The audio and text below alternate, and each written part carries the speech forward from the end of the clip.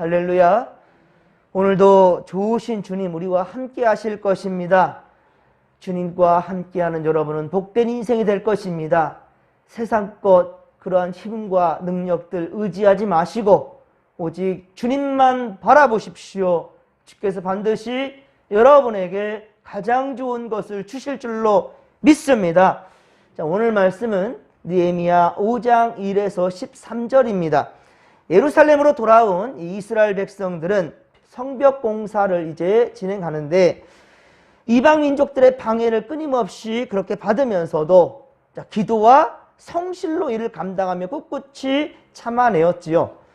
그리고 무장을 하며 저들의 또한 공격을 막아냈으며 느헤미야 중심으로 한데 힘을 모았으니 다시 순풍을 타며 그렇게 성벽 공사는 잘 진행되어 가고 있습니다.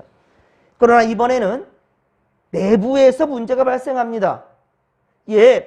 어려운 생활 가운데 생계 유지, 세금 납부, 그리고 가진 자들의 높은 이자 착취 이런 등으로 유다 백성들이 울부짖고 있습니다. 그런데 그 착취는 다른 이들이 아닙니다. 같은 민족들 사이에서 이루어졌다는 것이 정말 기가 막힌 거죠. 다들 종된 자들이었는데 그 종된 그 아픔은 다 잊어버리고 이제는 그 나쁜 짓을 바로 본인들이 하고 있는 거예요. 가난한 사람들은 가족을 부양할 음식을 얻으려고 외상으로 또는 엄청난 비싼 값을 치르면서 그렇게 양식을 살 수밖에 없었습니다.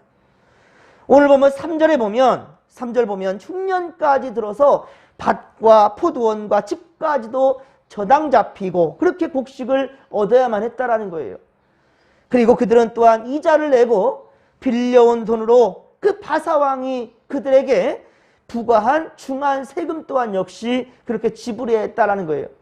자유된 몸으로 이 이스라엘로 돌아왔지만 그러니까 이 페르시아의 그 왕에게 세금은 납부해야 된다라는 거였어요. 그런데 그것이 너무 이제 중하게 되었던 것이죠. 5절에 보면 빚을 갚지 못해서 자녀를 종으로 팔아야 하는 지경에 이르기까지 했다는 거예요. 이미 밭과 포도원도 남의 것이 되어버렸고요. 더 이상 아무런 힘이 없게 되었습니다. 가진 자들, 즉 채권자들은 가난한 자들을 도와주기는커녕 오히려 높은 더 이자로서 가난한 사람들을 더욱더 착취하고 있었던 것입니다. 이것은 정말 비도덕적인 일일 뿐만 아니라 엄연히 하나님의 율법을 어기는, 하나님의 말씀을 순종하지 않는 그러한 악한 행위였던 것입니다. 율법서인 출애굽기 22장 25절, 출애굽기 22장 25절에 보면 이리 말씀합니다. 네가 만일 너와 함께한 내 백성 중에서 가난한 자에게 돈을 구워 주었으면 너는 그에게 채권자같이 하지 말며 이자를 받지 말라. 이자를 받지 말라. 그렇게 말하고 있습니다. 또한 믿음의 2세들에게 모세가 율법을 정한 신명기 15장 7에서 8절에 보면 신명기 15장 7에서 8절에 보면 내 하나님 여호와께서 네가 내게 주신 땅 어느 성읍에서든지 가난한 형제가 너와 함께 거주하거든 그 가난한 형제에게 너의 마음을 완악하게 하지 말며 네 손을 움켜쥐지 말고 반드시 네 손을 그에게 펴서 그에게 필요한 대로 쓸 것을 넉넉히 부어주어라 라고 말씀하고 있습니다. 그렇습니다. 하나님의 뜻은 가진 자가 가난한 자들을 도와주는 것은 당연한 일이었고요. 그리고 가난한 자에게는 이자를 결코 받지 말라는 거예요. 가난한 자가 그 원금도 갚기가 어려운 지경인데 거기에 이자까지 그렇게 고리대금처럼 받을 수가 있겠냐는 거예요. 그런 짓 하지 말라는 거죠. 가난한 자들에게. 그리고 지금 상황은 온 백성들이 한마음 한뜻이 되어서 성벽을 지금 완공해야 되는 아주 중요한 과업을 가지고 있는 자들 아니겠습니까? 그게 하나님의 명령이었고요.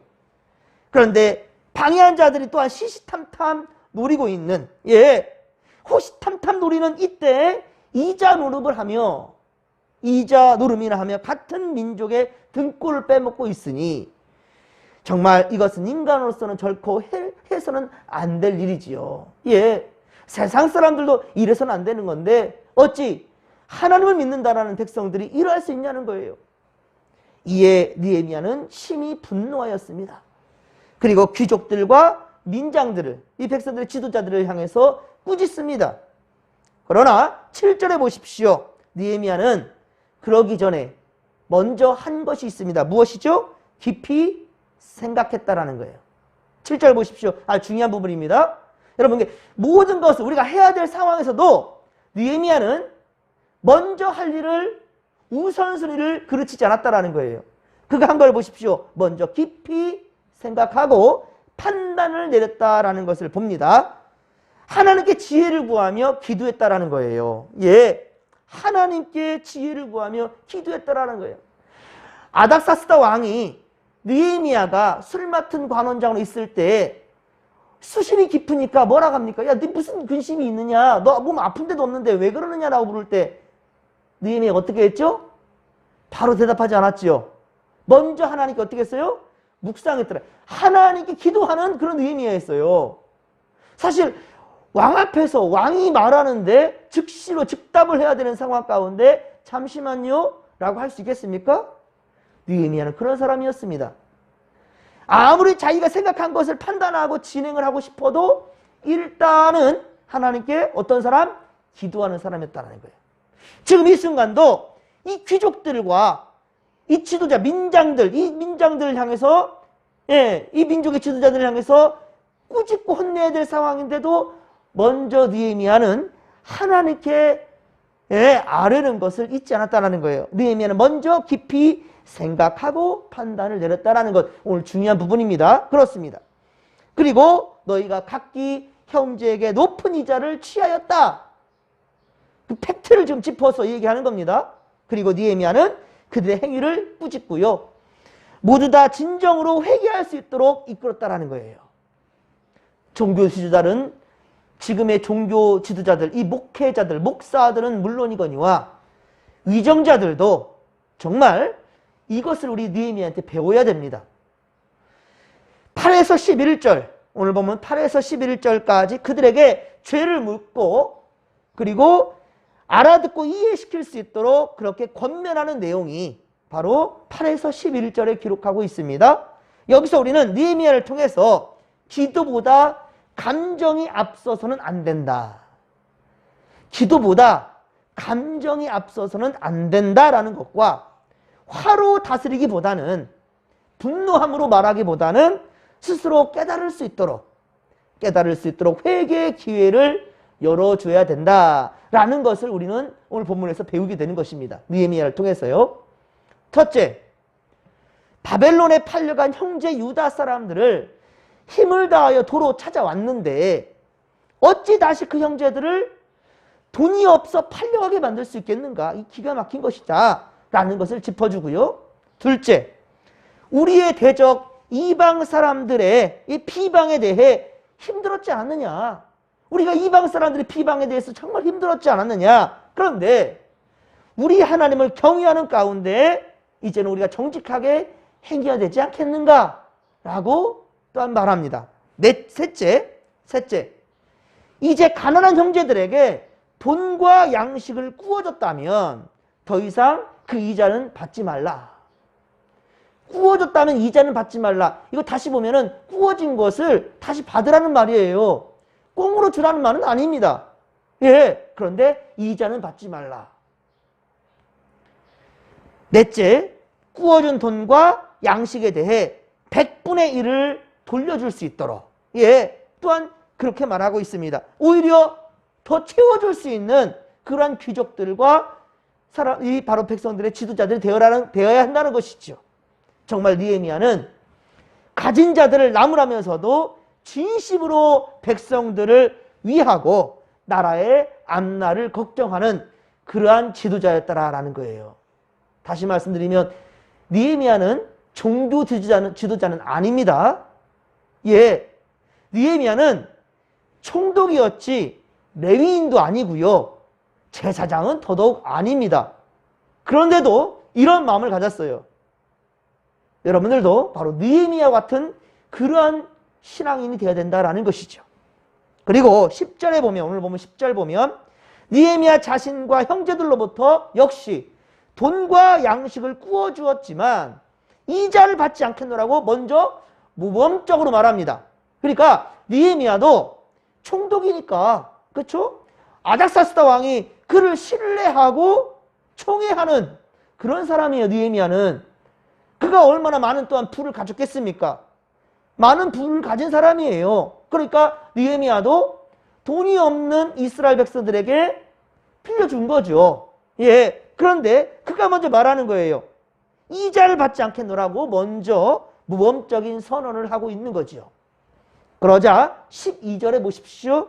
돈과 양식을 빌려주었던 이 채권자들, 예, 그들에게서도 아무것도 요구하지 아니하겠다라고 다짐하는 것을 우리가 보게 되죠.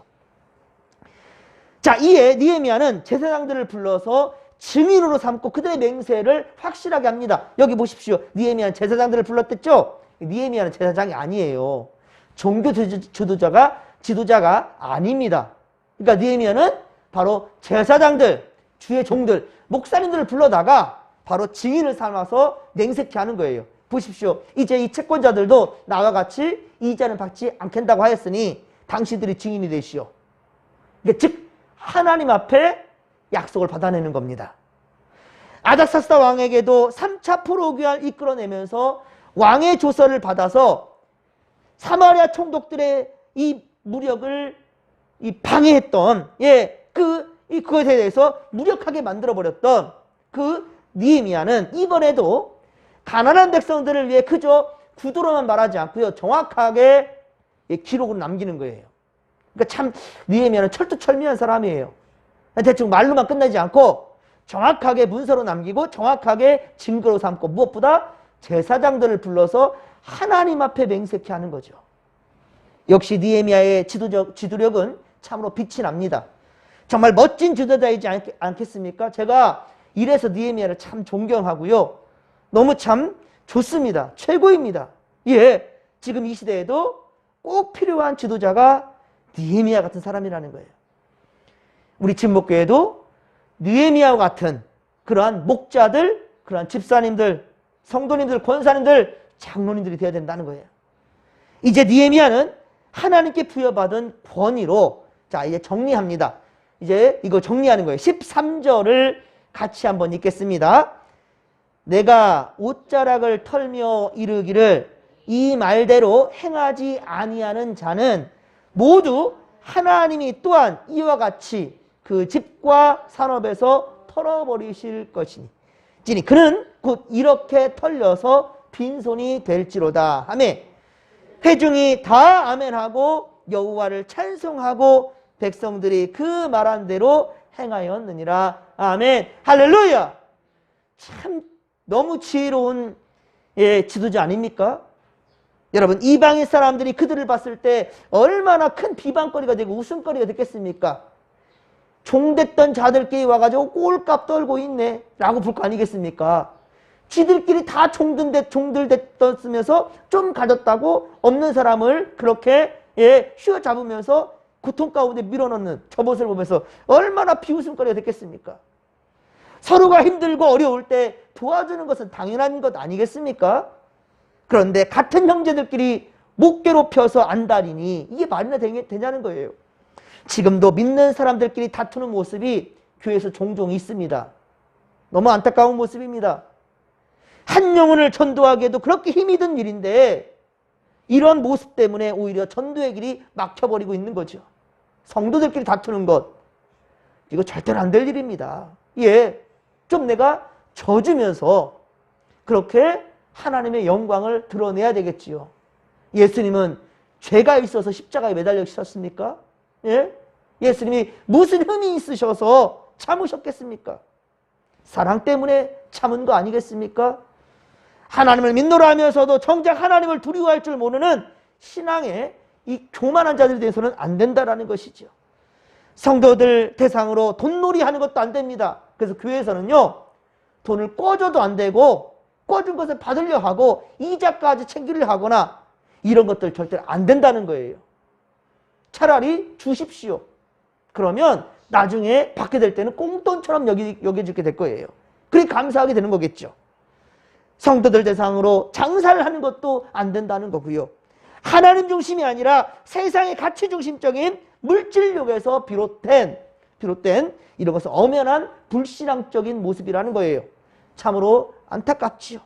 이러한 모습을 보는 수많은 불신자들은 교회 다니는 사람들을 욕하고 그리고 비웃고 조롱하면서 결국은 하나님의 영광을 가리워버릴 것입니다.